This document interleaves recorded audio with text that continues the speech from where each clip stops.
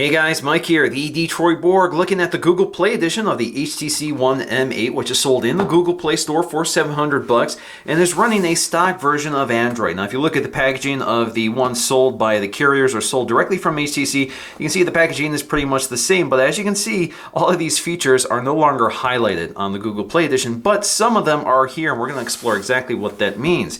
So although this is running a stock experience, this is running the latest version of Android, there are some HTC Sense 6 features in here, so we'll take a look at those. This has the same specs as the version I reviewed, so it has the same 2.3 gigahertz quad-core Snapdragon 801 processor, 2 gigs of RAM. This one has 32 gigs of internal storage, and this does have a micro SD card slot that supports 128 gigs. Of course, has that same 5-inch full HD 1080p IPS LCD display. I think it's called Super LCD 3 or something like that. Has a pixel density of 440, so an excellent display. Now we have the same dual or duo camera feature, which again does work with this device, and we're going to explore exactly how that works without Sense.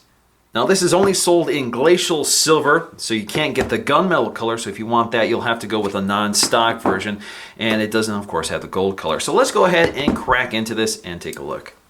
Alright, just cut the plastic and peel this back. Now if you look closely at the packaging, you'll see that that glacial silver color actually is picked up on the box itself. So let me pop the lid. And there we go. Now, as you can see, we still have HTC Advantage with this device, meaning that if you crack the display within 6 months of ownership, they will replace it. That's good for one occasion. You also get 50 gigs of online storage through Google, so you get 50 gigs added to your Google Drive account when you activate this device. Now, we also have Android software update commitment, so that means that HTC is committed to updating this to the latest version of Android for 2 years, at least 2 years. Now, this is running stock Android, close to stock Android, which means that it's more likely to get the update more quickly than something like the versions running HTC Sense 6, just because Sense 6 has to be ported to the latest version of Android. And if you're running the version operated by a carrier like I am here, that significantly delays launches of new versions of Android on these devices, just because the carrier then has to push it out. So if you want the latest version of Android, really this is your best choice. So let's go ahead, pull this out here. HTC One Google Play Edition. We're going to set that aside for just a moment, so we're going to take a look at the contents, which I'm sure is the same. So instead of having the sticker on the back of the phone, they just give it to us on this label here, so you can apply it to the back of the phone. That has your serial number. And we have a SIM ejection tool, which is used to eject the SD card slot, again, 120 gig SD card, as well as the Nano SIM. So if you have an iPhone 5 or 5S, you can install your Nano SIM in here. HTC Google One M8 Google Play Edition, again, instructions on how to remove those trays, safety regulatory guide, warranty statement. Of course, we have HTC stickers. There we go. I've actually never seen these applied to anybody's car, so maybe I'll be the first. But there you go. We have the, let's see, the USB cable. This is a micro USB cable. So again, pretty familiar territory here. We also have our wall adapter. So there you go, HTC branded wall adapter. Pretty compact and portable. It also gave us some headphones, and it looks like they're white this time. They're not red. That's kind of interesting. So let me pop this up. Alright, so we have some HTC branded in-ear headphones, and they do give us some replacement ear tips, so if you want to find the ones that fit your ear precisely. You also have a remote, an inline remote and microphone, so you can answer your calls, hang up, play music, pause music, that sort of thing, and then you have your microphone. So again, white as opposed to red and black, as I saw with the one I unboxed and reviewed previously. Alright, so let's slip it out of its sleeve here. I actually don't have to peel it off. Alright, so taking a look at the back, you have your 4 ultra pixel camera. So you can see the main camera is right there. Then we have the dual camera. The dual camera is there to pick up depth information, which allows some effects to be applied, which I'll explore in this video. You also have your LED flash, which is a dual LED flash. And as you can see, there are 2 different colors that allows the flash to adjust the color temperature to the scene and give you more natural light. And we also have a little microphone built into the antenna insulator. And if you look at the body of the phone, you can see it's got this unibody construction. It's 90% metal as opposed to 70% metal from last year, or the M7. So it gives you a very rigid unibody design, more rounded design, very comfortable in the hand, very solid construction. Toward the bottom we have our micro USB charging port, which you can see is offset a bit here. Then you have your headphone jack, which has been moved from the top of the device to the bottom of the device, which I definitely prefer. Then you can see we have another antenna break. Now, if you look really closely at these antenna insulators, you can see that they apply something called zero gap construction, which basically looks like the plastic and metal have been merged. They're absolutely seamless. You don't feel the material at all. So very nice construction. And if you look at the front, you'll see we have a nice polished chamfered edge, which is even more prominent on the Glacial Silver version as opposed to the gunmetal version. Toward the front, you'll find one of your speaker grills, which has this sort of plastic material. So you can see it's got a kind of a grain to it, which picks up on the metal, but still plastic, which I guess kind of picks up on the smoothness of the glass while still retaining the visual cue of the metal. Now, if you look really closely here, you can see that the speaker is only on the left side and the mouthpiece is toward the center, while the rest is really just there for symmetry. Toward the top, it's the same story here. The speaker is toward the left-hand side.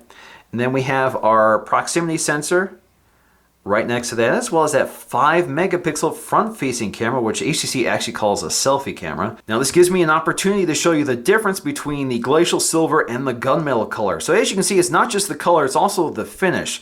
So the gunmetal color has this nice grain texture to it with that polished look, as opposed to the more conventional anodized look, which looks very similar to the M7. So you can see the M7, very similar, slightly different texture, slightly different color, but very similar overall. But that gunmetal color gets that nice finish, which is too bad it's not carried over to the other colors.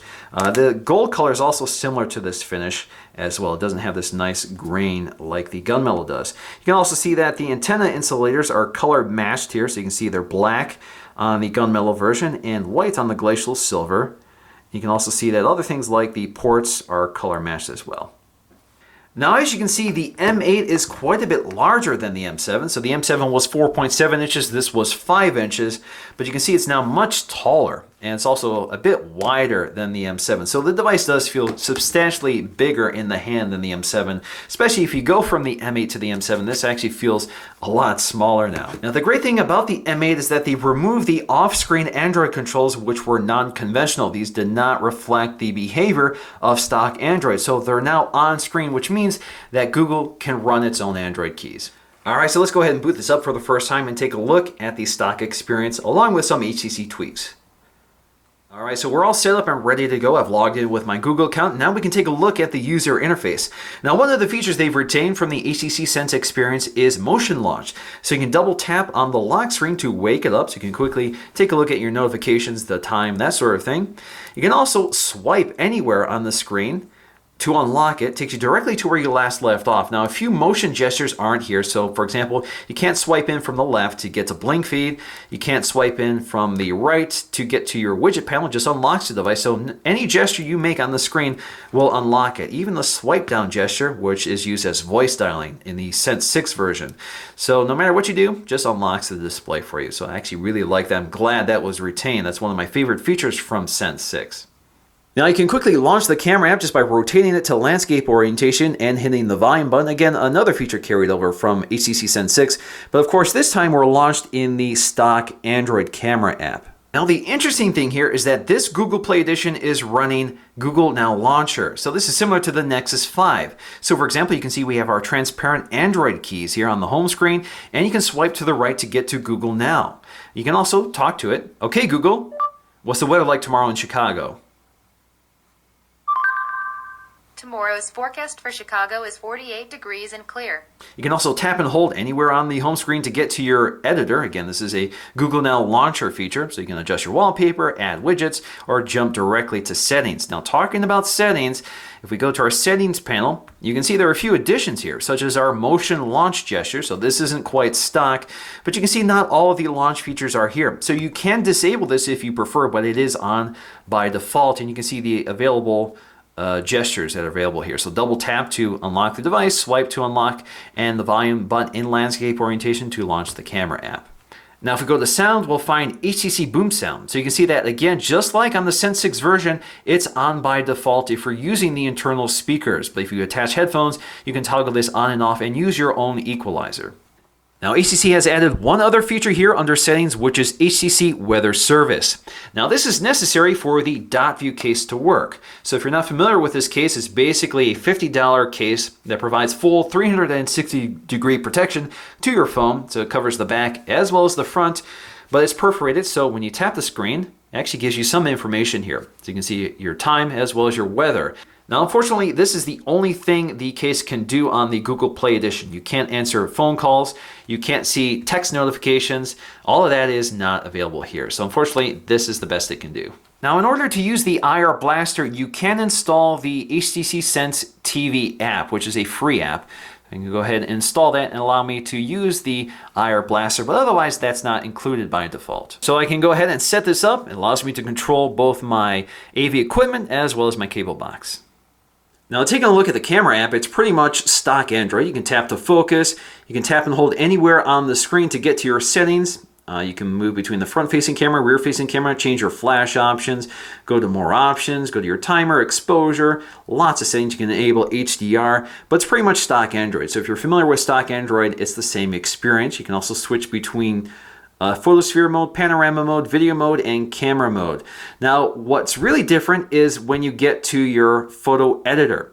So if you look right now, again, it pretty much looks like the stock photo editor, but if you go to the editor down here, you now have the option for HTC Photo Edit. So if we select that, we now have the same, virtually the same interface as we get with the full Sense 6 version. So you have all those features and all those editing options. So one of them is U-Focus. Now, U-Focus is using the depth information from the dual camera to determine what's in the foreground and what's in the background. So when you tap on the elements in the picture, it blurs whatever element you're not focusing on. So for example, if I tap on the background, it focuses the background. If I tap on the foreground, it focuses the foreground. Now, it's not really changing the focus, it's just applying a filter. So it's kind of a smarter filter thanks to the depth information. Now, another feature here is Dimension Plus, which gives us this 3D effect. So if you apply this 3D effect, again, when you move the phone around, you get this little 3D effect. And as you can see, not necessarily the most successful example here, but you get the idea here. It works well in some instances, not great in others. And if you disable the automatic 3D effect, you can actually move it yourself, like so. And we also have lots of touch-up features, skin smoothness, lighting, face controller, eye enhancer, red eye illuminator, eye brightness, anti-shine. Now we also have tools, so we can rotate the image, we can crop it, flip it, straighten it, we can apply a frame, we can apply filters, and we can go back to our effects. So there you go, pretty much the HTC experience within the editor, but not necessarily in the camera itself. Now let's go ahead and demonstrate the audio of these speakers. I'm just gonna use Dom at Mac Mixing's Amazon Fire TV unboxing as a little demo. He did a great job and has excellent audio with his video, so let's go ahead and test it out. Hey, this is Dom, and today we are checking out Amazon Fire TV. This is the brand new set-top box from Amazon, and it has some pretty cool features such as a voice search enabled remote. Packed inside of Fire TV is a 1.7 gigahertz quad-core Snapdragon processor, 2 gigabytes of RAM, and a... All right, so let's take a quick look at some of the design differences between Google Play Edition and the Sense 6 Edition. So you can see that, for example, when we swipe to the right, we get Blink Feed as opposed to Google Now. Now you can quickly get to Google Now from both phones just by swiping up. It takes you to Google Now, similar experience. And then if we look down at our drop-down notification shade, very similar experience. We also have our quick settings toggles up here. Of course, there are more of them on the HTC Sense 6. Of course, there's just a lot more customization with the Sense 6 version.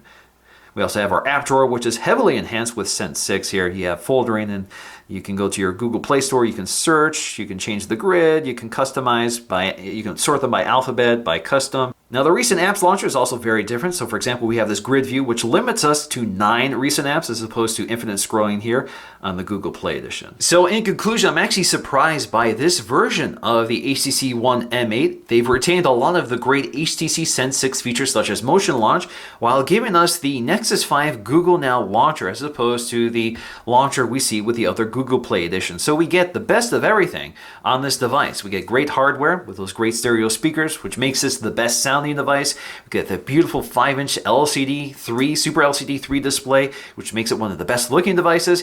And we get a stock Android experience, which I think looks a lot better and works a little bit better than HTC Sense 6 but we retain all of the useful features that HTC Sense 6 introduces. And of course, we can still use our dual camera for all of those special effects. So definitely impressed overall by this phone, and I can definitely recommend it, and I'm sure this is going to be my go-to Android phone for 2014. So that's going to do for me in this video. Thanks for watching, and I'll see you again in the next one.